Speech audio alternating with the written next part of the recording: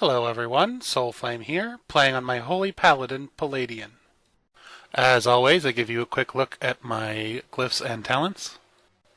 It should be noted that because of the somewhat random nature of incoming damage in the healing mode, there is no set way to do it correctly. As such, my advice will be more general, but I will do my best to guide you through each round. I've done my best not to use any major healing cooldowns so that you can use them whenever you're comfortable. Feel free to use them reactively or proactively, whichever you prefer. All of the countdowns and warnings you'll see as the video progresses are provided by the Proving Grounds module of the DBM add-on. If you don't already have that, I suggest you get it. As soon as your group spawns in, put Beacon of Light on Odo the tank, and Beacon of Faith on Suli the hunter. As a general rule, you should keep Eternal Flame ticking on Odo the tank, and you can put it on one or two other members of the party, just whoever's taking damage. You'll also want to cast Holy Shock as often as possible. If no one needs the healing, just use it offensively. Speaking of which, you'll want to DPS as much as you can without threatening the tank's health, just to help speed things along. Finally, you'll want to use as many interrupts and stuns as you can, just to reduce the amount of damage you have to heal. Here's a perfect example of where stuns and interrupts can save you a ton of mana. Your teammates will try to interrupt the first two casts by the Hive Singer, and you should let them do that. But as soon as they've done that, you should use Rebuke and Fist of Justice to interrupt the next two. Just a note, since we can't reposition our AoE healing puddle the way that most classes can, you'll want to make sure that the melee group is settled before you place it down, so they don't run out of it like they did there. Use Holy Radiance only sparingly. Keep in mind your single target heals get copied by the beacons. While it's best to be pre-positioned before any enemy spawns in, sometimes as the previous wave won't be dead, so you don't have a chance to do that. In that case, it's best to either do what I do here and just, heal and take a few steps, heal and take a few steps, instead of letting everyone get low while you run, or alternately use a speed cooldown to cross the distance quickly. If you ever find yourself with extra time, as happens during this wave, there are two things you're going to want to do. The first thing is just making sure everyone is topped off. The second is to spam efficient heals to build up the Illuminated Healing Mastery Shield on your target. The Flamecaller that you fought in the last round and the one that you fight in this round will sometimes put puddles on the ground. Try to stay out of those, and if one of your teammates happens to be in one of those, just heal the damage as best you can. They will move eventually. As soon as the Flamecaller finishes channeling to put down those void zones, he's going to switch to a Pyroblast that hits for pretty big damage. Try to stun and interrupt him as much as you can.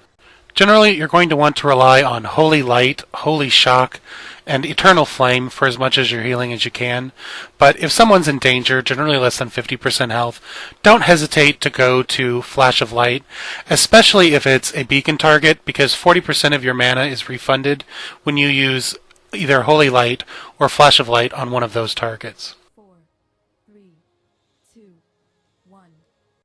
This round is just more of the same.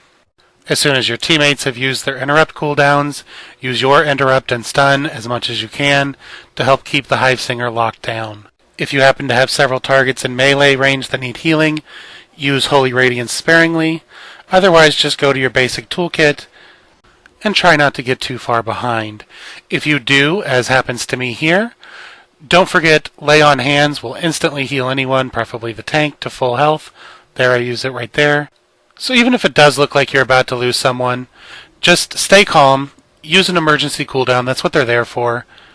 As you can see here, just using that one gives me time to get into position, use the Hammer of Light, and as soon as that happens, everything just really starts to take care of itself. So that right there is a perfect example of the importance of staying calm. Don't panic and blow every cooldown you have, and don't give up on the round and just let him die. Wave 6 starts to increase the amount of damage the tank is taking, and it also adds a new mechanic in the form of dispelling a debuff. Aqua Bomb has a short countdown during which you can dispel the debuff. If the countdown completes, then the Aqua Bomb explodes, dealing a high amount of damage to the target and anyone nearby. It is much cheaper to just dispel it than it is to heal off the damage it causes, so try to dispel it quickly. There are a couple things you can do to help offset the increased tank damage during this and the following rounds. First, use your stun on the Aqualight. This not only reduces the tank damage, but reduces the number of Aqua Bombs you need to dispel. Secondly, be prepared to use Flash of Light more often, but also be ready for the increased mana this takes. Finally, Hand of Sacrifice is a very useful minor tank cooldown that should be available once in each of the last 3 rounds. Wave 7 isn't so different from Wave 6. You will have slightly lower tank damage, but will instead have moderate bursts of single target damage spread randomly around the group. As always when dealing with an Aqualight, you want to dispel the Aqua Bomb quickly, and as before, if you use the stun on the Aqualight, you will reduce the number of Aqua Bombs he casts, and also reduce the tank damage for the duration of the stun. Don't worry too much about the Flamecaller.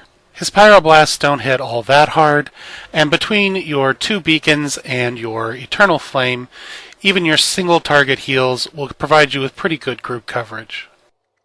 As always, efficient use of DPS, your utility, and any healing cooldowns will give you longer in between rounds, which gives you more time to regen mana and to build up the Mastery Shield.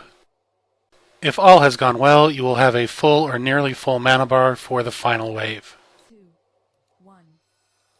Wave 8 brings it all together and just throws a little bit of everything at you. The key to surviving the final round is to help reduce as much of the AoE damage as you possibly can. This means that your top priority is to dispel the Aqua Bomb quickly, and also to lock down the Hivesinger using stuns and interrupts as best as you can. Ideally, you want the Hivesinger to be dead before the Flamecaller spawns in, which shouldn't be too much of a problem as long as you help with the DPS. As soon as the Flamecaller does spawn in, he'll channel the ability that puts the puddles of fire on the floor, and then he will start chain casting high damage Pyroblasts at random party members. As always when dealing with a Flamecaller, you're going to want to stun and interrupt as much as your cooldowns will allow. At this point, things are as grouped as they're going to get, so use Hammer of Light if you have it available. I stay at range here, but ideally you'll want to close to melee distance. This not only allows you to stun and interrupt, but also increases the efficiency of your AoE heals. Keep in mind that I intentionally saved my healing cooldowns, and that you can use these in any round that's giving you trouble. Both of these have a 3-minute cooldown, and are useful for countering the spike damage encountered during Flamecallers and Hive Seekers. If you have questions or comments, you can reach me through this YouTube channel or on my blog. As always, thanks for watching, and I hope this video helped you.